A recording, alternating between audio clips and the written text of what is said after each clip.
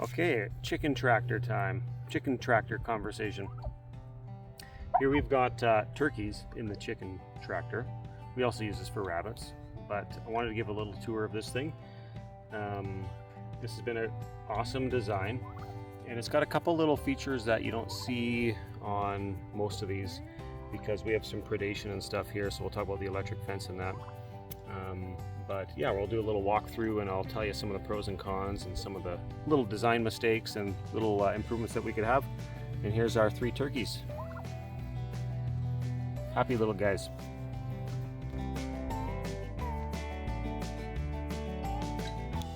Okay, so here's sort of a setback view of this. We'll get it from the corner. This turkey tractor, chicken tractor, is sort of A-frame design with these sidewalls, sort of wall tent frame style, and we just have a little latch here on the door with 2 hinges sort of holding that together. The door's just a single frame without any bracing, and it works totally fine. The door just uses a single little latch, and that works because we have an electric fence on this system.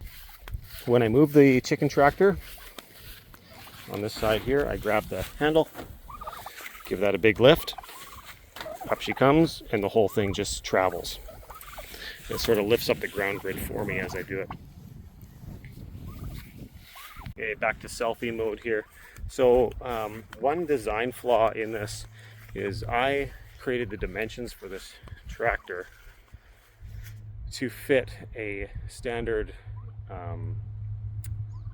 8x10 tarp, and it turns out you can't get 8x10 tarps. The material is cut 8x10, but then they lap it over onto itself like that, and it actually makes the whole tarp dimensions smaller.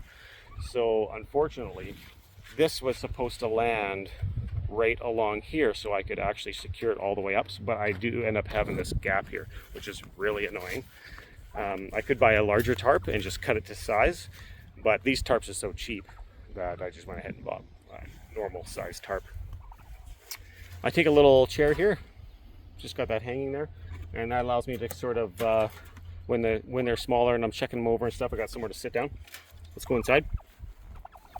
Excuse me, turkeys. I have a little latch on the inside here, so I can just close that. Oh, show you that. Close that up so I don't let the turkeys out. Although we do let the turkeys out quite often in here. Up in the rafter, or up in the main beam of this frame, I've just got some climbing rope connected on, and that suspends the feeder. And it got hit by the sprinkler system, so the food got a little wet in there, so it's a little crusty, but they seem to be fine with it. Here's the big guy. Oh yeah, bite the camera. And I had a watering system in here where a 5-gallon pail was feeding a tube to some water, but when I'm using the electric fence, the water was sort of placed over here. Excuse me, turkeys. I had it set through the fence here. She bit me through the fence here, and when they would drink the water, they were getting zapped. So I just now have opted for a simple bucket sitting here, and I just fill that bucket every morning and a couple times through the day when I get home from work or when I'm home for lunch, and that works. So these turkeys are probably, the big one there is probably 20 pounds, and these other little guys are probably 15 pounds or something. Haven't weighed them for a while. But they sit on this roost at night, and the roost is just secured this way. It could be secured better, but they haven't fallen off it yet, and they haven't broken it yet. So, and tomorrow's the big day, so it seems to have lasted.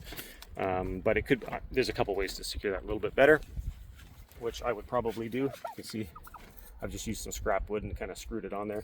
But I would, if I'm going to have more in here next year, I'll put a plate here, and I'll tack that plate on so that it's more secure. They do have no problem jumping up that high, which is probably getting close to 4.5 feet at night with 3 turkeys.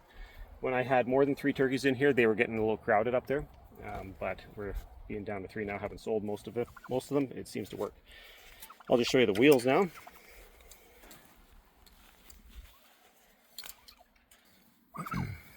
So anyone who has purchased these rubber tire pneumatic wheels knows that they're super expensive. You can easily spend $75, $100 on one of these.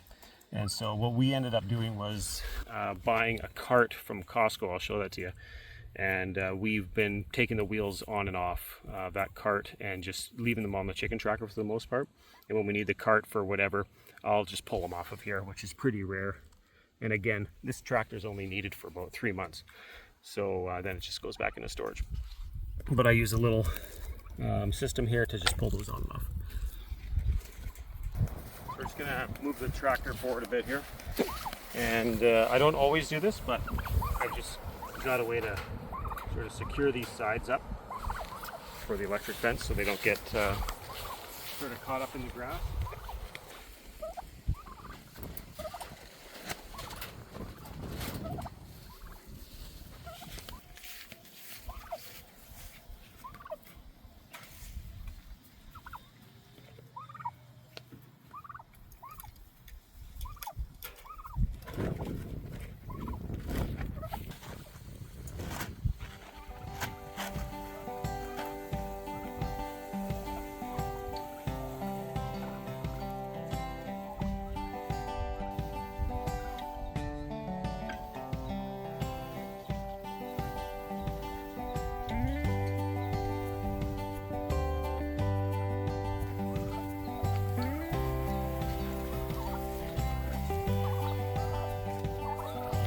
Nice green spot there. They love it when we move them.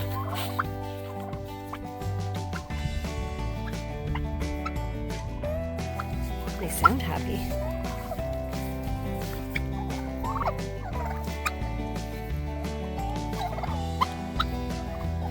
If you've ever raised turkeys before, you know that little clucking sound's a happy sound.